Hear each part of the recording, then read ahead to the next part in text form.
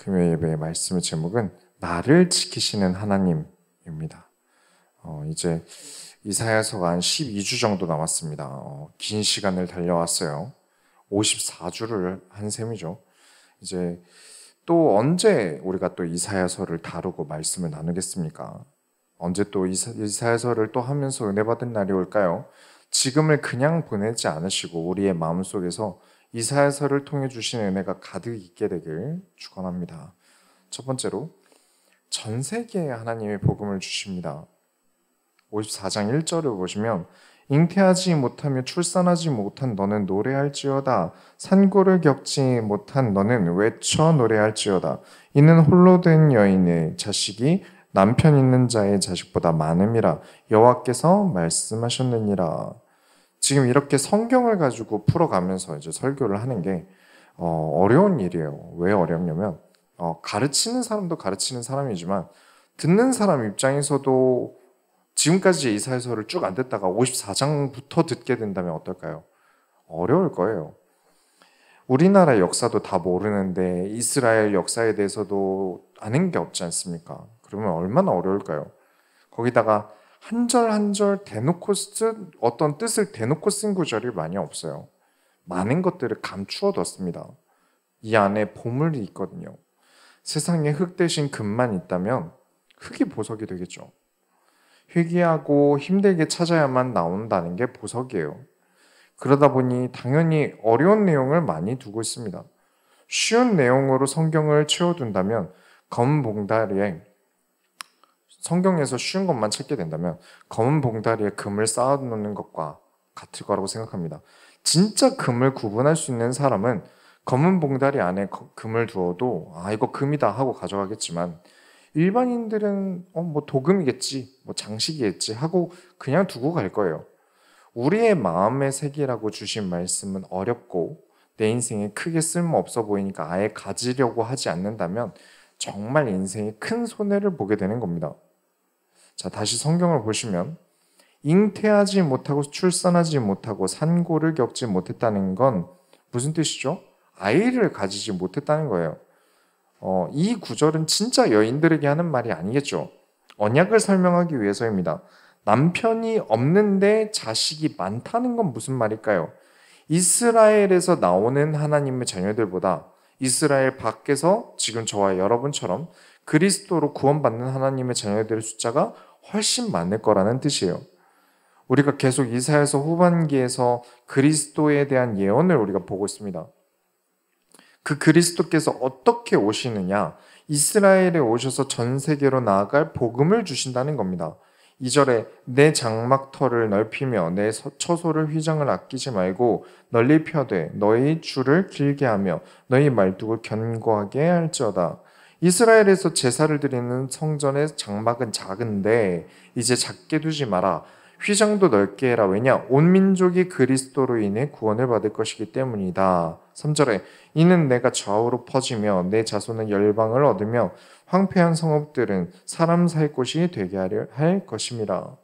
이스라엘 땅 안에서만 언약이 이루어지는 게 아니라 이스라엘에서 먼 나라로 좌우로 퍼지며 그리스도를 전하게 될 것이다. 어디가 살기 좋은 땅이고 어디가 척박한 땅이고 황폐한 땅입니까? 어느 곳이든 예수 그리스도가 없는 곳이라면 황폐한 땅입니다. 척박하고 살기 어려운 땅이에요. 아무리 좋은 곳에 가도 그리스도 없이는 살기 어려운 곳입니다. 말씀으로 살아본 우리 소원교회 성도님들은 다 아시리라고 믿습니다. 말씀 없이 사는 것은 정말 황폐한 일이에요. 이 황폐한 땅을 그래서 예수 그리스도께서 온 세계에 전파되실 것이다. 두 번째로 삶이 안전하길 여러분 원하십니까? 우리 삶이 참 불안해요. 그죠? 4절부터 5절에 두려워하지 말라 내가 수치를 당하지 아니하리라. 놀라지 말라 내가 부끄러움을 보지 아니하리라. 내가 내 젊었을 때의 수치를 잊겠고 거부대의 치욕을 다시 격함이 없으리니 이는 너를 지으신 이가 내 남편이시라. 그의 이름은 만군의 여호와시며 내 구속자는 이스라엘의 거룩한 이시라. 그는 온 땅의 하나님이라 일컬음을 받으실 것이라. 하나님께서 성경에 가정에 대해 엄청 중요하게 여기신다고 늘 말씀을 드렸어요. 자주 말씀을 드렸죠. 성경은 가정이란 단위를 굉장히 중요하게 생각해요. 하나님께서 우리를 두고 자녀라고 부르시기도 하시고 자신을 아버지라고 부르시기도 하시죠. 또 필요에 따라서는 우리를 아내, 신부로 표현하세요. 하나님을 남편으로 표현하시기도 하신다는 거죠. 부모는 자녀를 양육하고 감독하고 돌볼 책임이 있습니다. 하나님 스스로 우리를 내버려 두지 않으시고 우리를 끊임없이 책임지시겠다는 의지의 표현이에요. 내가 너희를 그냥 내버려 두지 않겠다 라는 표현이 내가 너의 부모, 아버지가 되겠다라는 뜻이에요. 의지를 보여주시는 거죠. 인간이 정말 말을 안 듣고 하나님 말씀이 아닌 내 마음대로 행동하다 내 마음의 말마저 하나님이 주신 거라 우기고 있는 상황에서도 끝까지 구원받은 자들을 버리지 않으시겠다는 의지죠. 남의 자식이면 말 안 들으면 그냥 내놓으면 돼요. 회사 직원이 말 안 들으면 자르면 돼요. 내 자식은 못 자르지 않습니까? 내 자녀는 못 잘라요. 끝까지 내가 책임지겠다라는 의지를 가지고 내가 너희 부모가 되겠다. 아버지가 되겠다. 또 남편과 아내는 어떨 때 보통 쓰이냐면 뺏기지 않아야 할 때 씁니다. 이 당시에는 CCTV도 없고 제대로 된 경찰도 없었겠죠. 그렇죠? 이스라엘 역사에는 인신매매가 번번이 일어났어요. 그래서 아버지가 책임감이 없고 맨날 술 마시러 다니고 가족을 돌보지 않는다면 인신매매범들이 아주 손쉽게 정말 손쉽게 자녀들과 아내들을 잡아갔었던 때예요. 아내들이 인신매매를 당하면 무슨 일을 겪겠습니까? 남편은 절대 그런 일이 일어나게 두어서는 안 되겠죠. 그래서 이 위험한 세상에 하나님이라는 전능자를 우리가 남편으로 두어야 한다 라는 의미로 하나님께서 많이 부부관계처럼 이야기를 하신 거예요. 하나님께서는 구원에 대해 설명하시기 위해서 이렇게 가정의 형태를 두고 이야기를 많이 하신 겁니다. 올바른 가정의 형태가 깨지면 어떻게 되겠습니까? 지금 성경에서 말하는 구원을 이해시킬 수가 없어요. 제대로 되어 있는 가정의 형태가 깨지면 구원을 설명할 수가 없는 겁니다. 자녀를 책임지고 아내를 보호하는 아버지를 떠올리게 해서 하나님과 우리의 사이를 이해시키고자 하는데 인간 아버지의 무책임함은 성경을 이해시키는데 방해가 된다는 말이에요. 가정을 돌보지 않고 교회에 온 시간을 다 쓴다면 그것도 위험한 겁니다. 정작 하나님의 말씀을 이해하는 가정이란 단위가 파괴되어서는 안 된다는 거예요. 그래서 또 막는 게 뭐죠? 동성애도 그래서 막는 겁니다. 그렇다고 교회는 아무것도 신경 쓰지 않고 가정만 신경 쓴다? 그것도 가족의 육신만 생각하고 영혼을 생각하지 않는 무책임이 되겠죠. 부모인 내가 자녀를 책임지지 않으면서 하나님은 나를 책임지셔. 아내나 남편이 집을 놔두고 바람을 핀다던가 하는 윤리적인 용서받지 못한 행동을 하면서 하나님은 우리를 지키시고 보호하신다고 고백을 한다? 심각한 모순이 됩니다. 그래서 하나님 자녀는 자기 가정에 대해서 충실해야 돼요. 54장 6절부터 8절에 여호와께서 너를 부르시되 마치 버림을 받아 마음에 근심하는 아내 곧 어릴 때의 아내가 되었다가 버림을 받은 자에게 함과 같이 하실 것임이라. 내 하나님께서 말씀하셨느니라. 내가 잠시 너를 버렸으나 큰 긍휼로 너를 모을 것이요 내가 넘치는 진노로 내 얼굴을 내게서 잠시 가렸으나 영원한 자비로 너를 긍휼히 여기리라. 내 구속자 여호와께서 말씀하셨느니라. 이스라엘이 버림받았던 하나님이 끝까지 책임지겠다라고 하셨는데 도무지 안 되시겠어서 이 이스라엘을 버리셨단 말이에요. 이유가 무엇이었습니까? 너무나 말을 안 들었기 때문이죠. 말씀으로 살아가도록 계속 이끌고 다그치고 혼돈내고 타이르기도 하는데 끝까지 나는 내 마음대로 할래요. 저는 하나님 필요 없는데요. 이 정도 일 때도 사실 하나님께서 계속 보호를 하셨던 건 맞죠. 근데 어느 순간부터는 아예 하나님이 우리를 보호하셔? 아니지. 우리가 꼭 하나님 믿어야 돼? 다른 우상 숭배하면 안 돼? 라면서 점점 하나님의 존재 자체에도 멀어졌어요. 그냥 단순히 하나님 저는 제 마음대로 할래요 라면서 여기서 티격태격 하던 정도가 아니라 아예 그냥 떠나기로 마음을 먹어요.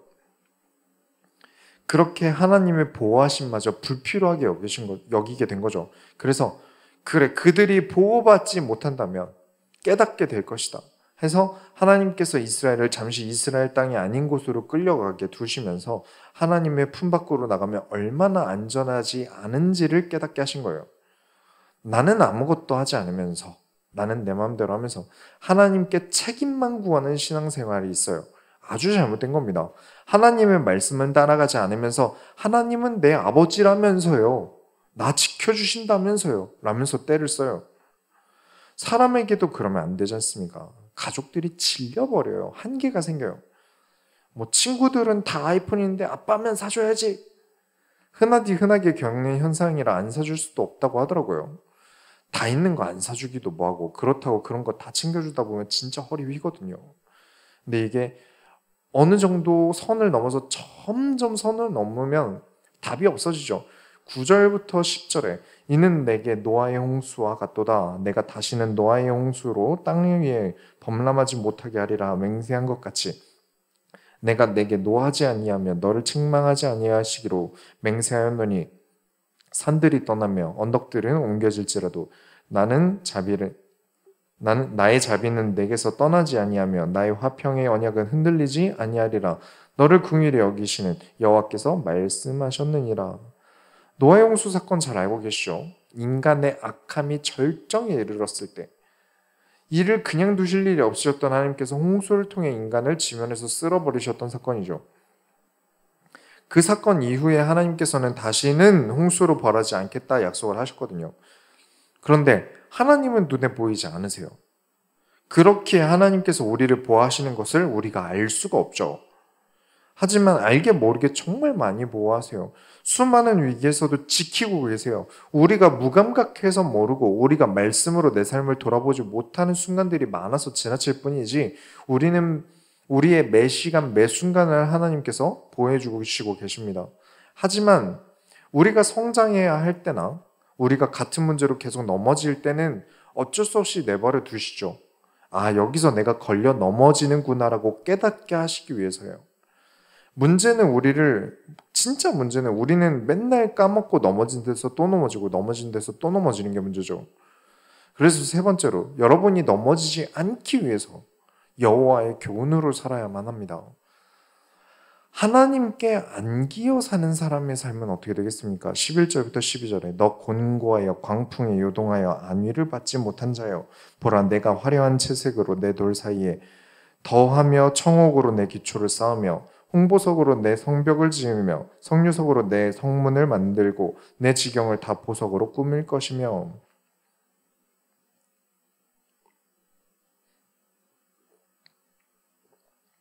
자, 광풍에 요동하여 안위를 받지 못한다. 무슨 뜻일까요?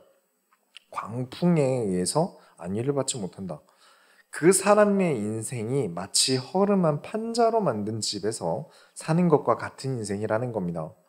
그래서 하나님께서 나를 지키시기 위해서 인생을 마치 새 집을 주시듯 하신다. 그것도 그냥 판잣집을 또 하나 만들어 주신 게 아니라 벽돌집 정도가 아니라 화려한 보석돌로 만들어진 성벽을 쳐서 나를 보호하신다라는 뜻입니다. 그런데 하나님은 나에게 안 보이세요. 내 인생이 곤고하고 광풍에 요동하는 인생인 건 분명히 느껴지죠. 그쵸? 그건 참 잘 느껴져요. 인생 진짜 어렵고 힘들다라는 건 정말 잘 느껴지는데 하나님이 나를 지키신다는 확신이 안 들어요. 뭐가 좀 보여야 마음이 좀 편하지 않겠습니까? 내 통장 잔고에 뭐가 좀 찍히면 좀 편하지 않을까요?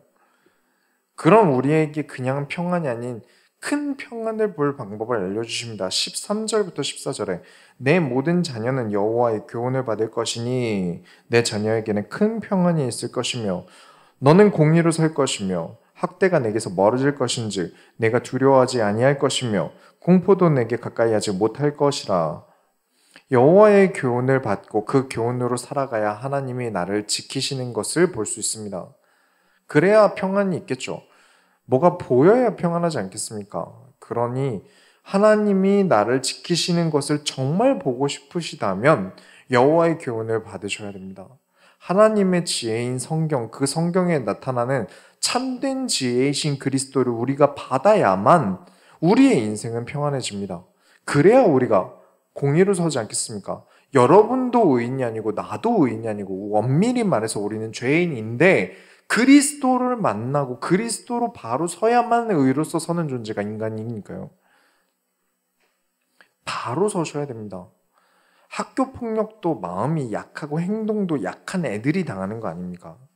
내가 죄 가운데 있고 내가 의롭지 않다면 마음에 걸리는 게 많아서 우리 가슴이 졸게 살아야 돼요. 그걸 알고 가만히 둘까요? 약점을 잡겠죠. 그래서 인간은 어떻게든 깨끗하게 살려고 노력해야 되는 겁니다.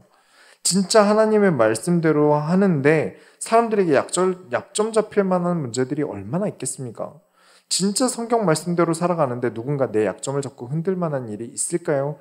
말씀대로 살아가는 사람만이 당당해질 수 있습니다. 15절에 보라 그들이 분쟁을 일으킬지라도 나로 말미암지 아니한 것이니 누구든지 너로 분쟁을 일으키는 자는 너로 말미암아 패망하리라. 하나님의 교훈으로 살아가기에 누군가 분쟁을 일으켜도 하나님께서 일으키신 게 아니고 이 분쟁에서는 나의 죄에 대해 억지를 부리는 사람들이 패망한다. 결론을 내리면 16절부터 17절에 보라 숯불을 불어서 자기가 쓸만한 연장을 제조하는 장인도 내가 창조하였고 파괴하며 진멸하는 자도 내가 창조하였은즉 너를 치려고 제조된 모든 연장이 쓸모없을 것이라. 일어나 너를 대적하여 송사하는 모든 혀는 내게 정죄를 당하리니 이는 여호와의 종들의 기업이요 이는 그들이 내게서 얻은 공인이라 여호와의 말씀이니라. 자, 말을 잘 듣는데 매가 왜 필요하겠습니까? 하나님께서는 자신의 말씀으로 살아가는 사람을 통해 입증하셔야 됩니다. 자신의 말이 얼마나 권위가 있는지, 자신의 말이 반드시 성취가 되는지 하나님께서는 세상에 입증을 하시고 싶어 하세요. 그러니 그 입증에 방해가 되는 사람이 나타난다면, 방해꾼들이 나타난다면 그 방해자를 치실 것이고, 하나님께서 나를 통해 입증하려고 하시는데 내가 말을 안 듣는다면 반대로 나를 쳐서 돌리시는 겁니다. 나를 치려는 연장을 여러분은 쓸모없게 만드셔야 됩니다. 하나님이 여러분을 향해 들 매가 필요 없게 만드셔야 돼요. 하나님께서 그래서 그리스도를 주셨습니다. 그리스도를 전 세계에 알리셨습니다. 우리로 하여금 하나님께서 남편이 되시고 아버지가 되기로 하셨어요. 그럴 필요 없으신데, 그쵸? 하나님은 우리를 책임지실 필요가 없으세요. 그러신데 우리를 책임지시기로 작정하셨습니다. 하나님은 자신의 사랑을 직접적으로 말하지 않으세요. 이건 예수님도 마찬가지예요. 성령님의 말씀으로 뭔가 하신 적이 없어서 잘 모르겠습니다만 아마 그러실 거예요. 하지만 하나님은 이렇게 자신의 사랑을 보이십니다. 사랑한다, 함께한다 말로 하시는 게 아니에요. 세상에 한없이 힘들어하고 있는 나에게 내가 너와 함께한단다 말하지 않으시고 너는 내 아들이다 하시고 끝내시는 거예요. 내가 너를 보호하고 있단다라고 예쁘게 말해주시면 참 좋을 텐데 그렇게 안 하시고 너는 내 신부가 되고 나는 너의 남편이 되겠다. 꼭 어렵게 얘기하세요. 사랑을 말로 하는 분이 아니시라는 거죠. 근데 인간은 사랑을 말로 듣고 싶어요. 사랑받고 싶은데 그게 입 밖으로 들리는 로맨틱한 사랑이길 바라요. 인간과 성경의 이질감이 여기 있는 겁니다. 달콤한 말은 없어요. 다 아주 쓴 약 같거든요. 왜냐? 교훈으로 자신의 사랑을 나타내시니까요. 하나님께서 교훈을 가지고 자신의 사랑을 나타내시다 보니까 달지 않아요. 그런 면에서 우리 인간은 좀 고쳐먹을 필요가 있는 겁니다. 여호와의 교훈에 즐거워해야 돼요. 그 교훈으로 살아갈 줄 알아야 됩니다. 달콤한 말이 없어도요. 이 쓴 약을 달게 삼키실 수 있어야 됩니다. 하나님의 교훈에 즐거워하며 하나님으로 인해 평안을 얻은 우리 모든 소원교회 성도님들이 다 되시기 바랍니다. 우리가 하나님의 소원을 이루어드립시다. 하나님 감사합니다.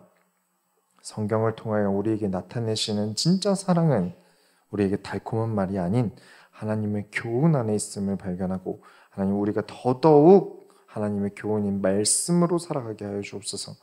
그로 인하여 우리에게 마음에 하나님 깊은 평안을 허락하여 주옵소서.